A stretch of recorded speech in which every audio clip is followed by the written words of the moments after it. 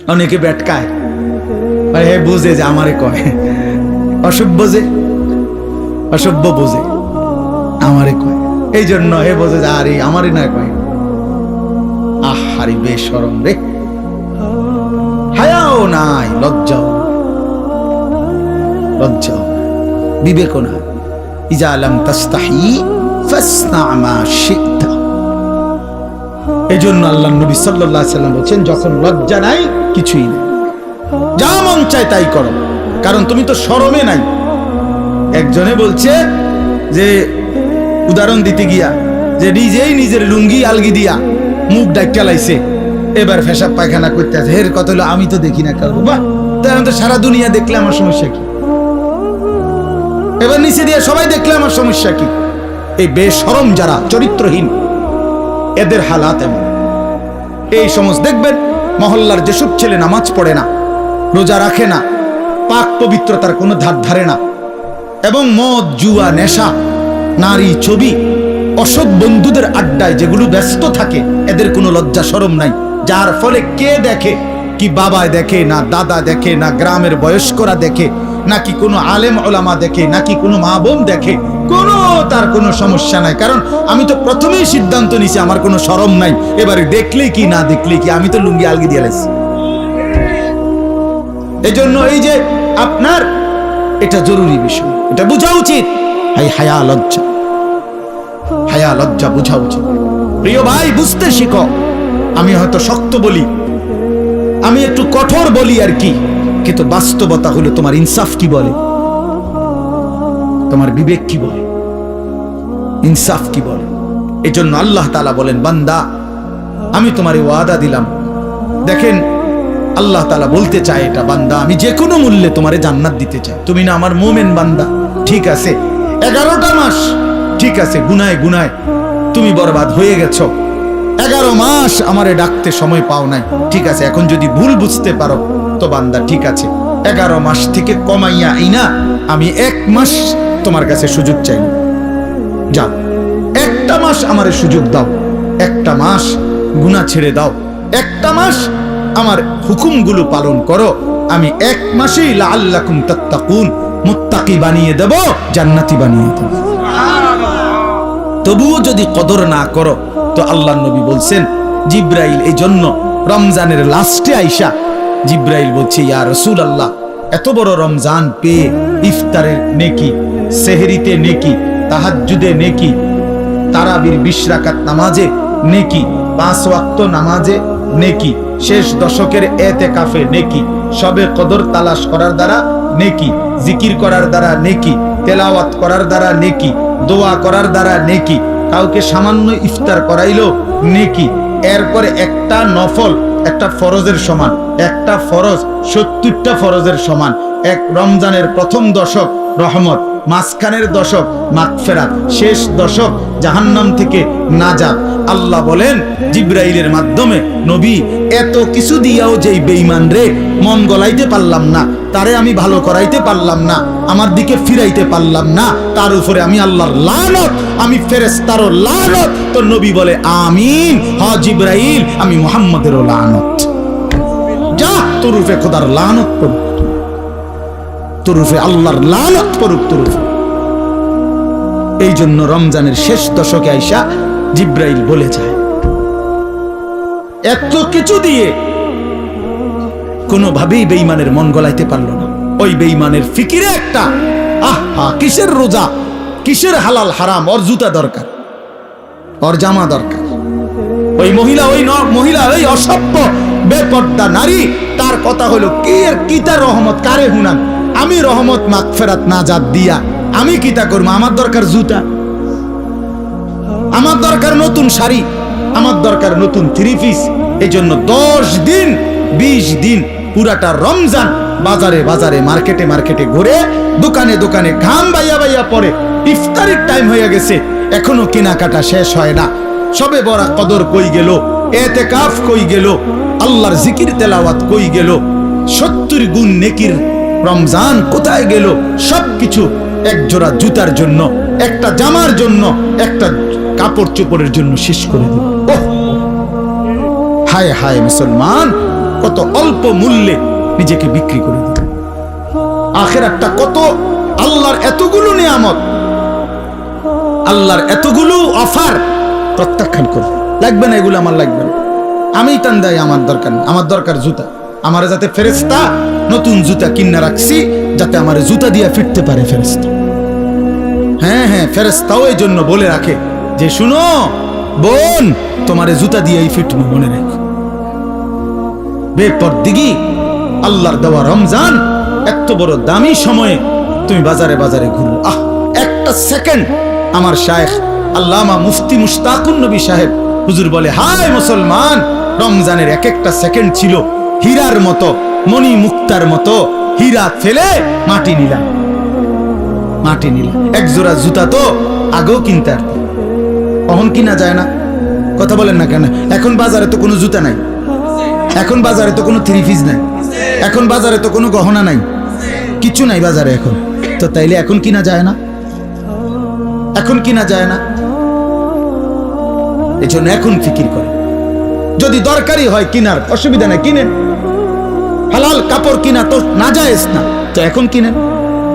এখন আমি গতকালকে আমার পুরা ফ্যামিলির যার যা কাপড় পাঞ্জাবি, আমার আত্মীয় স্বজন ভাই বেরাদরদের মধ্যে এবং আত্মীয় স্বজনের মধ্যে যাদের যা কাপড় দরকার বিবি লিস্ট করে দিছে, একসাথে গতকালকে ঢাকা থেকে 27,000 টাকার কাপড় সব কিনা দিছে। খালাস করলো, খালাস সব, একের বাচ্চা কাচ্চা বুড়া গাড়া জিরো সাইজ সব কিনাল।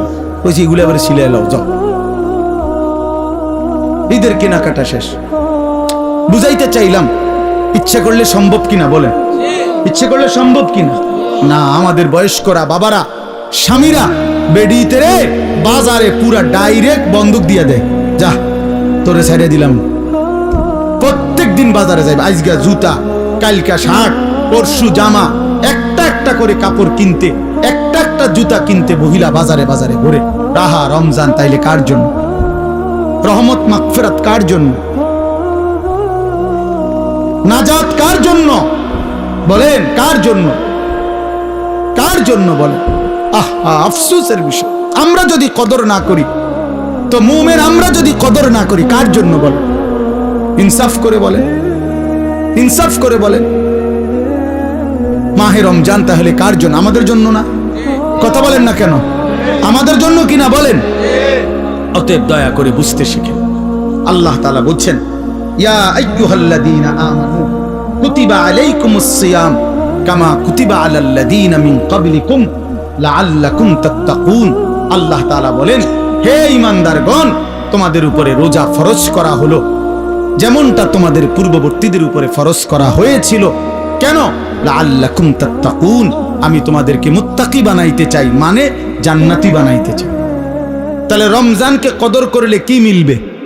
জান্নাত মিলবে। বলেন না কি মিলবে? আবার বলেন কি মিলবে? জান্নাত। এই জন্য নওজোয়ান, কিশোর, তরুণ, বয়স্ক, বাবা সবাই মিলে সিদ্ধান্ত নেন, ইনশাআল্লাহ এবারের রমজান হোক পরিবর্তনের রমজান। বলেন ইনশাআল্লাহ, বলেন ইনশাআল্লাহ। আপনাদের কাছে অনুরোধ আমার বাবা, আমিও, আপনারাও সবাই মিলে যার যেই গুনার অভ্যাস মাহে রমজানে ছেড়ে দেন। সিদ্ধান্ত নেন, এখন থেকে প্রস্তুতি নেন, এখন থেকে আল্লাহর ইবাদতে লেগে যাবেন। 5 ওয়াক্ত নামাজ পড়বেন, 20 রাকাত পূর্ণ তারাবি পড়বেন। তারাবি পড়বেন কয় রাকাত? আবার বলেন, আবার বলেন, আবার বলেন, জোরসে বলেন, আরো জোরে। জোর হলো না, জোরে জোরে। 8 রাকাত কোনো তারাবি নেই, 8 রাকাত কোনো তারাবি হয় না। বলবেন সোজা কথা, তারাবি কয় রাকাত? হ্যাঁ, অতএব মেহেরবানি করে 20 রাকাত পূর্ণ তারাবি পড়বেন। বলেন ইনশাআল্লাহ। নওজোয়ান ভাই, তোমাদের কাছে হাত জোর করে অনুরোধ, বন্ধু আমার, প্রিয় ভাই আমার, তোমরা মেহেরবানি করে, প্রিয় ভাই, গুনাহের এই রাস্তা ছেড়ে দাও বাপ। সুখ আসবে না, সুখ আসবে না বাপ, সুখ আসবে না, সুখ আসবে না। আল্লাহ আমাদেরকে তৌফিক দান করেন, আল্লাহ আমাদেরকে বুঝ দান করেন। বয়স্ক অনেক লোক আছে যাদের অনেকের অভ্যাস এরকম যে জুমার নামাজের দিন বয়ান হয়, উনি বসে বসে জুরায়। এই চাচারা কখনোই বদলায় না, যেমন আছে এমনই পড়ে থাকে। বিড়ি খায় তো বিড়িয়ে খায়, চা দোকানে আড্ডা দেয় তো আড্ডাই দেয়। টেলিভিশন দেখে, নাচ গান দেখে, তো এই বদ অভ্যাস 60 বছরও আর ছোটে না। কথায় কথায় গালিগালাজ করে, তো এই বদ অভ্যাস আর ছোটে না। কেন? আল্লাহর কথার প্রতি আন্তরিক না। নয়তো 30 বছর জুমার বয়ান শুনবার পরে একটা মানুষ তো পরিবর্তন হওয়ার কথা। 40 বছর, একটা বছরে 52 সপ্তাহ। খেয়াল করে দেখেন যে 52 সপ্তাহ এক বছরে মোট, প্রতি মাসে 4টা সপ্তাহ, তাহলে 4 12 48, আর 4টা মাস প্রতি বছর, আর অতিরিক্ত একটা জুমা আছে, 5টা জুমা, তাহলে 48 আর 4 কত? 52 জুমা। তাহলে 52 জুমা আপনার মহল্লায় আল্লাহর কথা হয়, কোরআনের কথা হয়, আপনার কি কোনো পরিবর্তন হওয়ার কথা না? 30 বছরে এবারে 52 দিয়ে পূরণ দেন, কতগুলো বয়ান হল। তো এরপরেও যদি একটা মানুষের স্বাভাবিক কিছু বদভ্যাস না ছোটে, তা আপনি কি শুনলেন, কি বুঝলেন, কি বুঝলেন? 30 বছরও আপনি এটা বুঝছেন না যে বিড়ি সিগারেট খাওয়া একজন মুসলমানের জন্য উচিত না। এটা আপনি তোলে আর বুঝবেন কখন? আপনি বুঝি 50 বছরও বুঝলেন না যে গালিগালাজ করা মুখ দিয়া এটা গুনাহ, এটা আপনি বুঝছেন না। এটা আপনি কি বুঝলেন চাচা? বলেন, ইনসাফ কি বলে? 50 বছরও আপনি বুঝলেন না যে চা দোকানে এই যে নাচ গান, নর্তকীর ছবি, নাটক, সিনেমা চলে টেলিভিশনে, এটা দেখা যে গুনাহ, হারাম, এটা আপনি বুঝলেন না। তো আপনি কি ওয়াজ শুনলেন? এই জন্য বললাম আর কি, আসলে মূল কারণ হলো গাফেল। ভাই বইয়া বইয়া পান খায়, জুরায়, জিমায়, এই সদবদ, অথবা আমলের আগেই ফেলে দেয়। বলে তো কথা তো হুননি, হুজুররা তো কয় বালার লাগে, কয় কথা তো ঠিকই কয়, মানলে তো ভালো আসিল, পারিদ না, বা এটা কয়ে উড়াই দিল আর কি, মানে এটা ফেলে দিল আর কি। এটা কথা হলো মিয়া, আপনি পারবেন না, অথচ আল্লাহ আপনারে করতে বলছে, তো এটা তো জুলুম। আর আল্লাহ তো এমন জুলুম করতে পারে না। কোন বান্দা পারবে না, অথচ তাকে আল্লাহ তাআলা সেই হুকুম পালন করতে বলছেন, এটা কি জুলুম না? কথা বলেন না কেন? এটা জুলুম কি না বলেন? আমি বাঁকাই হইতারি না, আমনে আমারে কোন রুকু দিতাম, তো এটা জুলুম না? আমি নিচের দিকে যাইতারি না, আমনে আমারে বলেন সেজদা দিতে, তা আমার উপরে এটা জুলুম হবে না? তো আল্লাহ তাআলা আমাদেরকে রুকু দেওয়ার, সেজদা দেওয়ার তৌফিক, যোগ্যতা দিছে কিনা?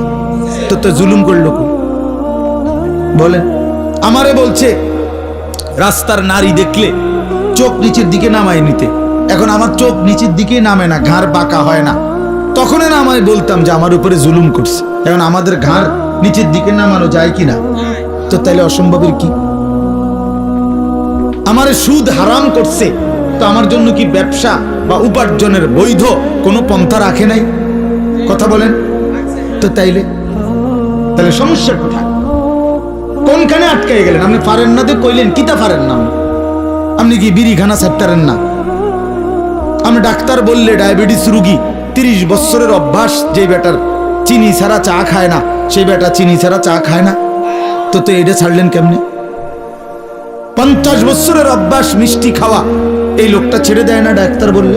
দেখ, আপনার ডাক্তার বললে মিয়া সামান্য দুনিয়ায় বাঁচার জন্য এত কিছু প্রিয় জিনিস ছেড়ে দিলেন, ডাক্তার বলার কারণে গরুর গোশত খাওয়া ছেড়ে দিলেন, অথচ আপনি জানেন ডাক্তারের আব্বাও যদি বাইকটা দেয় আমনেরে, তারপরও তো আপনি মরে যাবেন। মরবেন না? কথা বলেন না কেন? MBBS ডাক্তার যদি বাইকটা দেয় আপনি শরীরের ভিতরে, আপনি মরতেন না? তো তাইলে এরপরও তো আপনি নিশ্চিত মৃত্যু আমাদের আসবেই।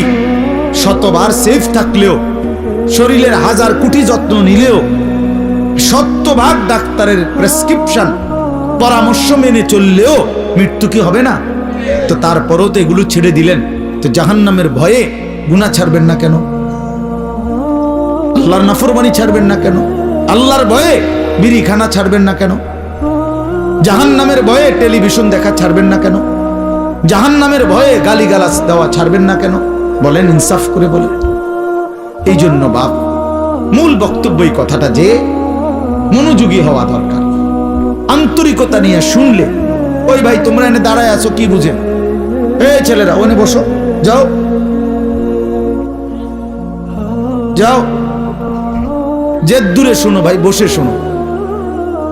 তাহলে এই জন্য বললাম আমি আপনাদের কাছে আমার অনুরোধ, প্রত্যেকেই দেখেন, আমরা এটা যৌক্তিক কথা হলো যে আল্লাহর কোরআনের প্রতি আন্তরিক না হলে জিন্দেগি বদলাবেন। আপনি পারতেন না, এত সোজা না। কোরআন শরীফে স্পষ্ট আয়াত আছে, ওয়ালাউলা ফাদলুল্লাহি আলাইকুম ওয়া রাহমাতুহু মা যাকা মিনকুম মিন আহাদিন আবাদা। সাংঘাতিক আয়াত। আল্লাহ বলে, শুনো, তোমাদের উপরে আল্লাহর দয়া এবং রহমত যদি মায়া না হয়, নিজেই নিজেকে কশ্চিন কালেও কখনোই পবিত্র করতে পারবে না। কোরআন শরীফের আয়াত।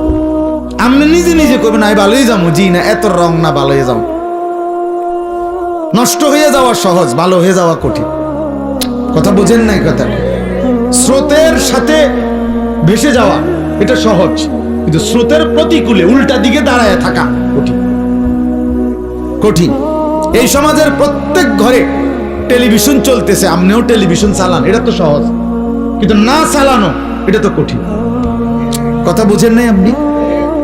না চালানোটাই না কঠিন, উল্টাটা কোনো কঠিন, মানে টিকে থাকা। এই জন্য আল্লাহ এটা বলছে, বান্দা নিজের যোগ্যতায় পারবা না, নিজের যোগ্যতায় পারবা না। মা যাকা মিনকুম মিন আহাদিন আবাদা। আল্লাহ বলে, বান্দা নিজেকে নিজে পবিত্র করতে কখনোই পারবা না যদি আল্লাহর দয়া না হয়, আল্লাহর মেহেরবানি যদি না হয়। ওয়ালাকিন্নাল্লাহা ইউযাক্কি মান ইয়াশা। আল্লাহ বলেন, বরং আল্লাহই যাকে ইচ্ছে করেন তাকে পবিত্র করে থাকেন। আল্লাহ করেন এটা, আল্লাহ করেন, আল্লাহ করে, আল্লাহ করে। গুনাহ থেকে বেঁচে থাকার জন্য আল্লাহর তৌফিক লাগে, আল্লাহকে সেজদা করার জন্য আল্লাহ তাআলার তৌফিক লাগে। মালিক দয়া না করলে হয় না, আল্লাহ রহম না করলে হয় না। নবী সাল্লাল্লাহু আলাইহি ওয়াসাল্লাম 5 ওয়াক্ত নামাজের পরে দোয়া করতেন, আল্লাহুম্মা আইন্নি আলা যিকরিকা ওয়া শুকরিকা ওয়া হুসনি ইবাদাতিক। 3 বার বলতেন প্রত্যেক নামাজের ফরজের পরে।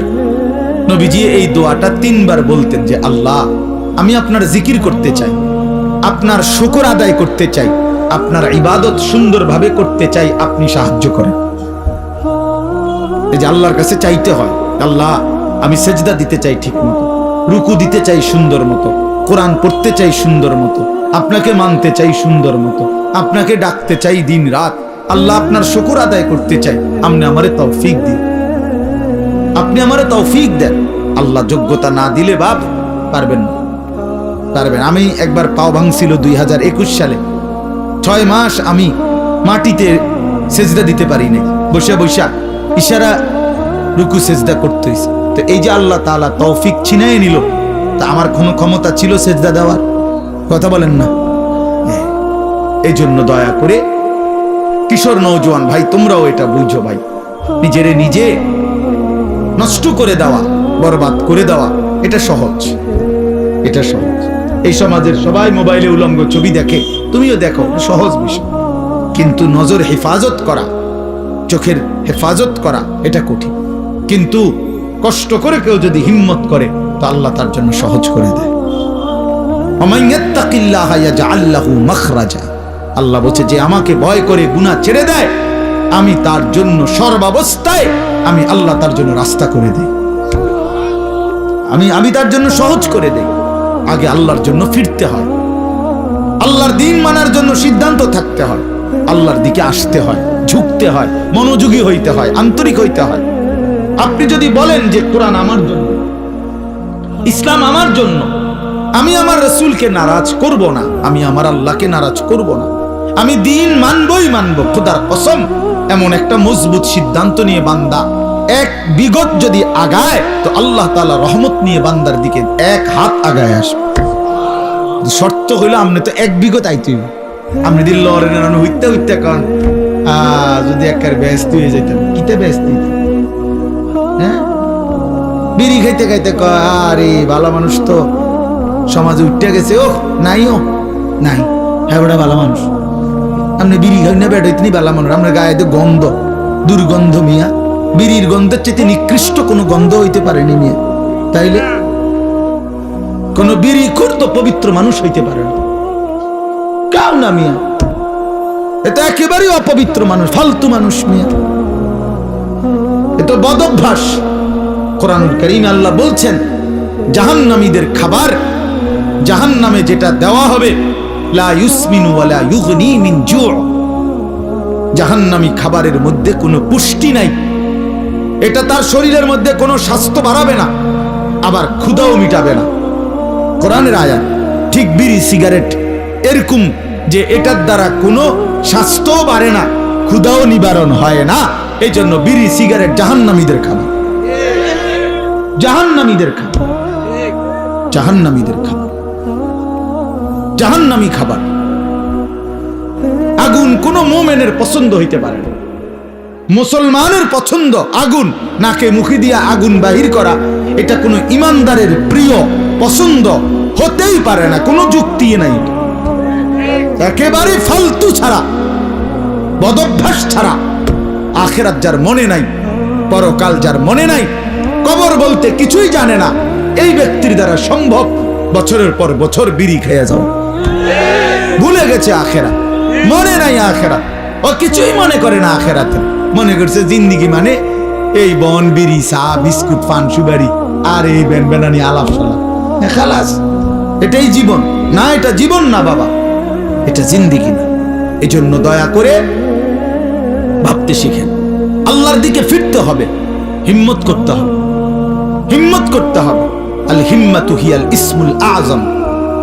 আরবিতে বলে হিম্মত সাহসিকতা, মজবুত একটা সিদ্ধান্ত, এটা ইসমে আজম। ইসমে আজম কি? কতগুলো দোয়া আছে হাদিসে, নবীজি সাল্লাল্লাহু আলাইহি সাল্লাম বলেন এগুলো যদি কেউ পড়ে, যা চায় আল্লাহর কাছে আল্লাহ তাই দিয়ে দেয়। এর মধ্যে দোয়া ইউনুস একটা ইসমে আজম, লা ইলাহা ইল্লা আনতা সুবহানাকা ইন্নী কুনতু মিনাজ জালিমিন।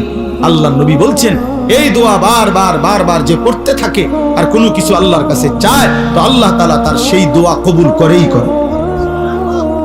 কুল হুয়াল্লাহু আহাদ, এই সূরাটা ইসমে আযম, এটা একটা ইসমে আযম। কেউ যদি বারবার কুল হুয়াল্লাহু আহাদ এই সূরা বারবার পড়তে পড়তে আল্লাহর কাছে দোয়া করতে থাকে, তো আল্লাহ তাআলা তার সেই দোয়া পূরণ করেই দেয়। ইসমে আযম বলে এটা। ঠিক আরবিতে বলে বুজুর্গরা যে হিম্মত, সাহসিকতা। আমি মানবই আল্লাহকে, গোটা মহল্লাবাসী বিড়ি খাক আমি খাবো না, গোটা মহল্লাবাসী মিথ্যা বলুক আমি বলবো না, গোটা মহল্লাবাসী হারামের উপরে পড়ে থাকুক আমি যাব না। আমার দাদা, আমার বাবা, আমার আমল, কই আমরা যে তিন পুরুষ আমাদের সংসারে, আমার দাদার সংসার আমি দেখছি, আমার বাপের সংসার আমি দেখলাম, আমার সংসারে আমি এখন আছি। আমরা যে এই তিন পুরুষে কেউ টেলিভিশন চালাইলাম না, তো আমরা সংসার চলছে না? আমরার বাচ্চা কাচ্চা সব অচল হয়ে গেছে। হ্যাঁ, আমনের গুণাকারে গিয়ে বেশি বুদ্ধিমান হয়ে গেছে, আর আমরার গুলা চিরা খায়। হ্যাঁ বলেন, আমাদের বাচ্চা যে বছরের পর বছর টেলিভিশন দেখে না, তা আমরা রুলা অচল হয়ে গেছে নাকি? তাহলে কি দাঁড়াইল? কেউ হিম্মত নিলে সম্ভব যে না, আমার সন্তান টেলিভিশন দেখবে, আমার সন্তান আল্লাহর নাফরমানি করবে না, খালাস, গোটা পৃথিবী উল্টে যাক, আমি আল্লাহর উপরে, দ্বীনের উপরে থাকবো। এই যে হিম্মত, হিম্মত ছাড়া হবে না বাবা। আরো আজ হইতে পারে এই আমনের একজনের পর একজন বক্তা উঠবে, নামবে, আমনের কেউ চিৎকার দিব, কেউ সুর দিয়া, কেউ কাইন্দা ডুইল্লা বহুভাবে কইল, আমনের ভিতরে ভিতরে কলজার ভিতরে লোক যত কথা এক, হুজুর পাত্তর গলতে, আরে আমি গলতাম না, তো আমনের কে বদলাবে? কথা বোঝেন নাই আমার? আমনের বদলাবে কে? আমনের সিদ্ধান্ত যে হুজুর, আহারে হুজুর, আমনের মতো দেড় বুইরা হুজুর বেড়া আব্দুল কাদের জিলানির আব্বা কইলো আমি বিড়ি গানা ছাড়তাম না, তো আমনেরে ছুটাইবে কে? বাইজিদ বুস্তামি আইয়া কইলো আমি চা দোকানে টেলিভিশন দেখা বন্ধ করব না, তো তো আমনেরে বদলাইবে কে?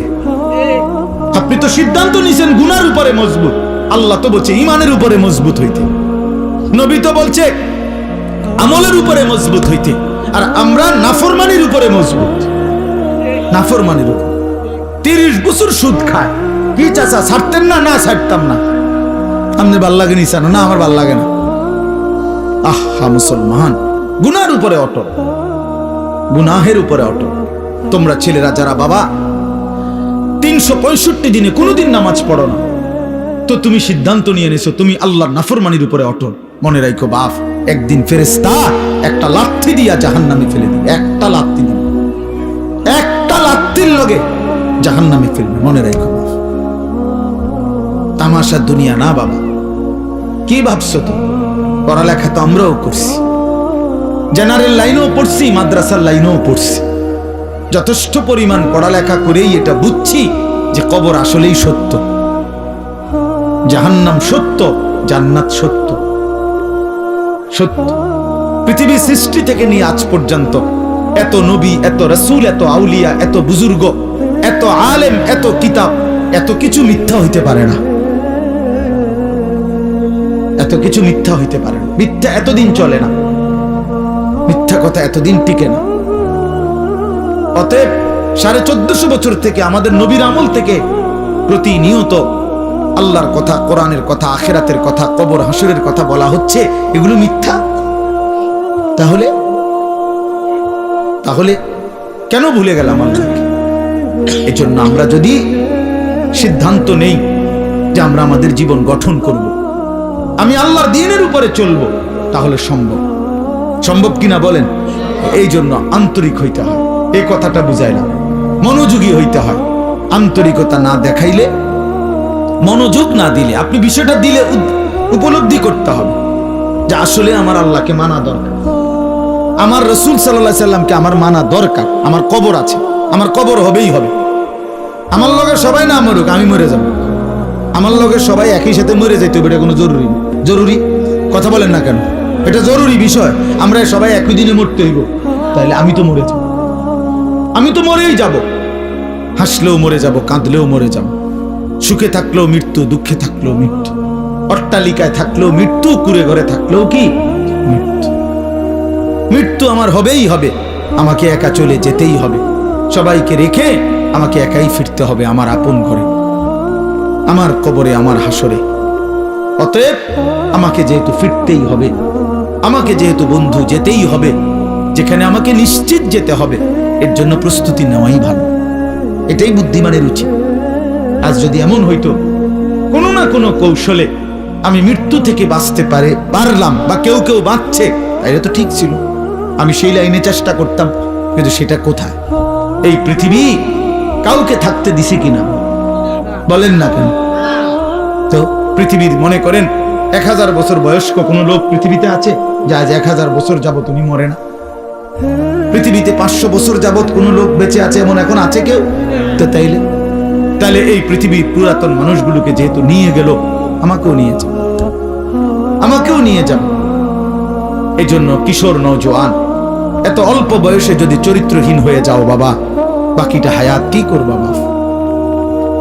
বলো ভাইয়া, 16 বছর বয়সে যদি এত নারী, এত ছবি, এত উলঙ্গ দৃশ্য, এত অস্থিরতা, এত অসভ্যতা, এত নোংরা কথাবার্তা, এত নোংরা জীবন, এত অল্প বয়সেই যদি এতটা নষ্ট হয়ে যাও, পচে যাও, আহা বাপ, শেষ পর্যন্ত তোমার বয়স যখন হবে 60, 50, সেই পর্যন্ত তোমার হালাত কি হবে?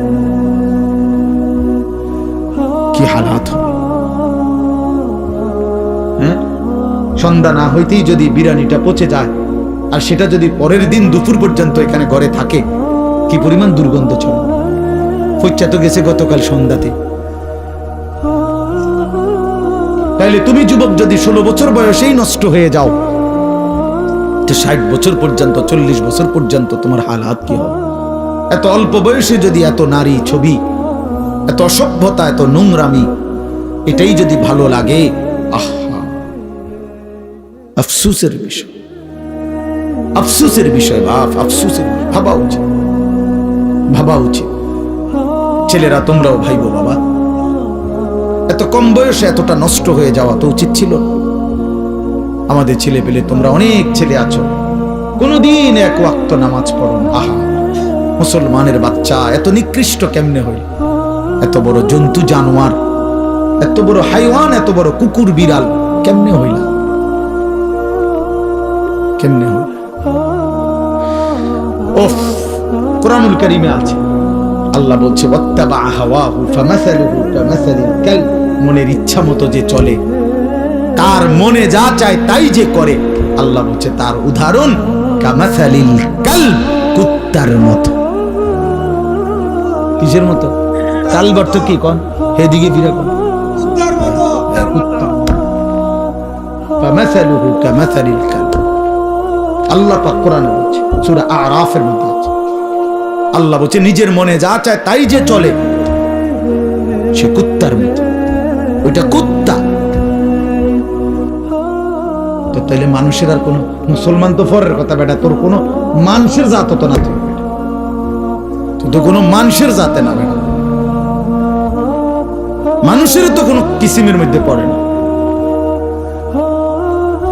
আল্লাহ কোরআনে বলছে ইন তাহমিল আলাইহি ইয়ালহাস আও তাতরুকহু ইয়ালহাস। আল্লাহ বলছে কুত্তার স্বভাব, তারে দৌড়ানি দিলেও জিহ্বা লম্বা করে হাফায়, ছাড়া দিলেও জিহ্বা লম্বা করে হাফায়। দেখছেন চাচা এরকম কুকুরে দেখেন দৌড়াইতে দৌড়াইতে জিহ্বা বাইর করে এমন করে, দাঁড়ানো থাকলো জিহ্বা লম্বা করে এমন করে হাফা। কুত্তার স্বভাব, কুকুরের স্বভাব। ছি ছি ছি। এরপরেও যদি কারো লজ্জা না লাগে, হ্যাঁ, তাইলে তার কান্দে যদি একটা কুকুর লাগাইয়া দিয়ে একসাথে ছবি উড়ান যাইতো যে এই দুই জানোয়ার একসাথে দেখেন কোনটা বেশি মানানসই।